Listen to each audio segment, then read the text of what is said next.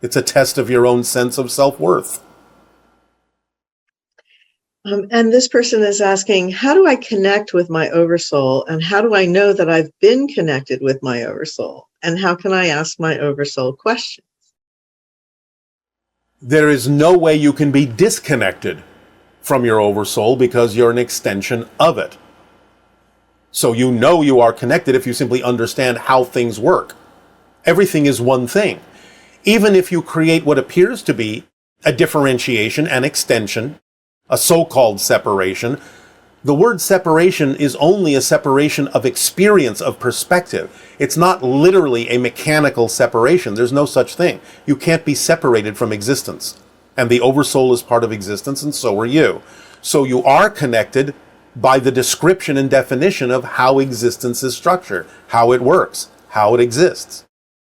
How you can feel like there's communication coming through, again, is follow the formula and trust that the synchronicities that pop up in your life that you become more aware of are not only coming from the oversoul, but from the soul, from the higher mind, from spirit guides.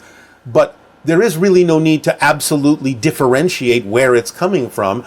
In some senses, that can actually get in your way and prevent you from simply receiving the guidance, no matter where it's coming from. So it's not that important to always know where it's coming from. And if it is important, then something in the synchronicity will show you where it's coming from. Okay, and do we exist independently when we pass, or do we get absorbed into the oversoul? Everything exists simultaneously. And the idea is that if you allow your consciousness to rise to the level of the oversoul, you will experience yourself as the oversoul. Absorption doesn't mean you lose anything. It means you still retain the unique identity that you are, and therefore experience things from that level. In the same way that as you became an adult, you didn't lose the experiences you experienced when you were a child. You don't necessarily consider yourself a child anymore, but it's not like the child experiences have disappeared, have gone away. You can still relate to them. You can still call upon them if you need to. You can still talk about them. It's just that you're not coming from that level anymore. So the child experiences, while on one hand you could say have been absorbed into your adulthood, it's not like the child is gone. It's still there. It's still a part of you. It still exists on its own right, and you can tap into it and you can call upon it. But the idea is that you're simply now coming from the adult level in the same way that you would now come from the oversoul level without losing the individual personality, because now that's part of the oversoul and it can call on it or refer to it or tap into it anytime it wishes. It's just that for the most part, you're now coming from the higher level as you. And recently, this person has been reading The Law of One by Ra, and to their understanding, they reference the dimensional progressions that happen from second to eighth densities of vibration. How, if at all, does this reflect what you are speaking of in terms of the oversoul? Are they mirrored concepts, divergent ones, or something else? It's just another way of expressing the same ideas. There are different levels of consciousness that exist on different density levels, different frequency levels, which is the same thing as saying density. And therefore, it's just another way of expressing a certain limited hierarchical way of looking at what is relevant for your particular reality. As we have said in a past transmission, the 9 levels of consciousness is sort of similar to the idea of what the Law of One is talking about when it talks about 8 different density levels. So the idea is simply another way to frame that there are different frequencies that represent different levels of awareness, different experiences and expressions of consciousness.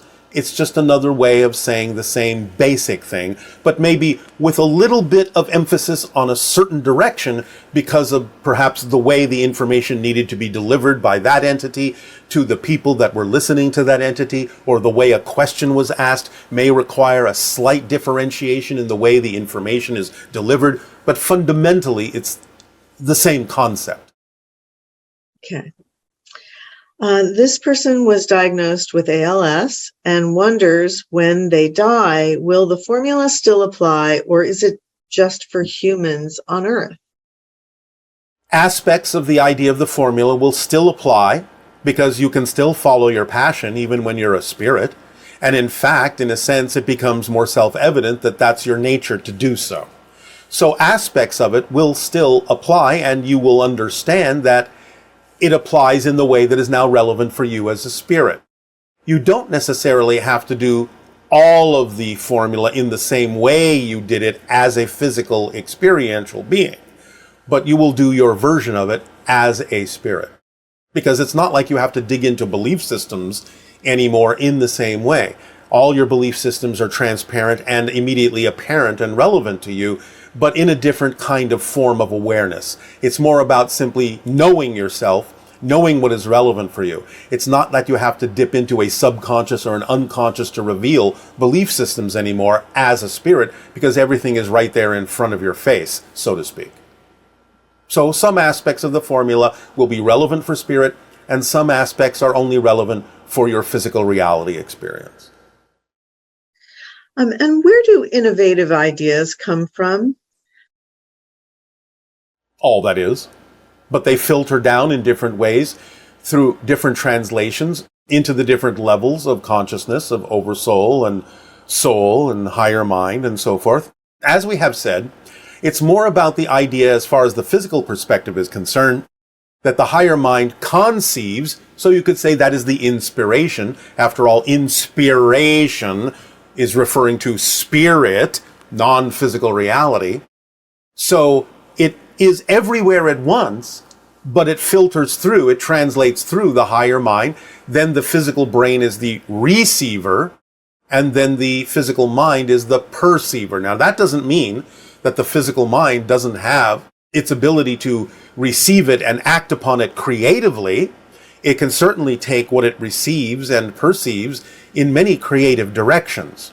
But the idea is that the physical mind is therefore, shall we say, manipulating and making malleable what it is that has been conceived by the higher mind and received by the brain, and it then is allowed by the physical mind to be perceived in whatever way the physical mind feels is its creative ability to arrange it in a way that works for what's relevant for the physical mind.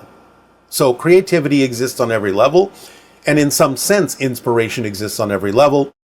But the overall very large generalized idea is that inspiration comes from the higher level down through to the physical level, which still has the ability to be inspired, to be creative in how it represents and how it expresses and how it acts upon what it has received from the higher mind. Okay. You said in a recent transmission that all death is suicide, because mostly we have already determined the window of our lifetime from spirit. Yes. Does this mean that people who commit suicide would have died anyway, around the same time, or from some other cause if they had made that particular choice? Or are the lifespans that are chosen in spirit actually cut short if someone chooses to commit suicide?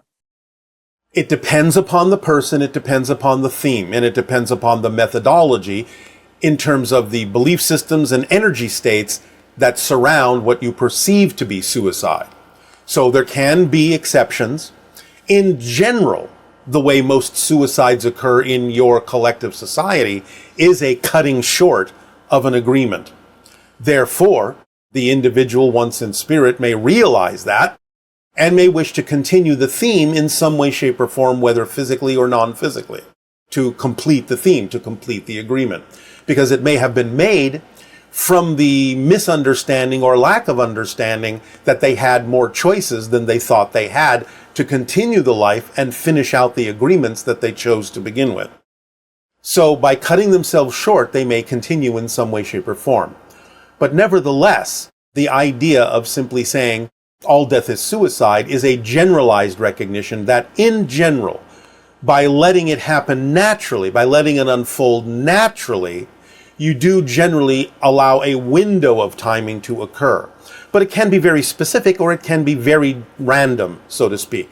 So just as there have been individuals in your society that have said, I'm going to die precisely at 10:27 on Tuesday morning, and then they do, Obviously, they simply became aware of the fact that they had, for some reason, chosen to have a very specific range of time for their lifespan.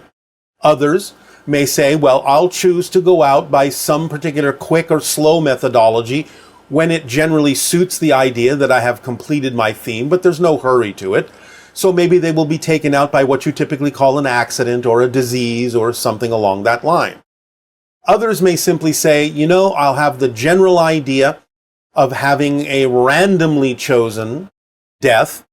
It's like an analogy of your roulette wheel, where they will allow the wheel to spin and they will allow the ball to go around and around and around. And there may be any number of ways that they could allow themselves to pass into spirit, but they will accept wherever the ball falls randomly by all the opportunities that spin past until it slows down and the ball finds its niche, and they will simply accept that as the proper timing for their death. However, in this lifetime, there is also a way to change your theme once one theme is finished, and you may extend the lifespan sometimes to be able to afford the opportunity to explore a different theme. Those kinds of choices are now available, but they are also most likely made to begin with in spirit, saying, all right, well, when I'm done with one theme, I'll hang around and see if I can receive another theme to explore and sort of get a 2-for-1 in a physical lifetime. There are any number of these kinds of choices that can be made from the spirit and even from the idea of the physical personality, if it recognizes consciously that it is aware of what theme it has been exploring and is aware that there may be some benefit to exploring a different theme.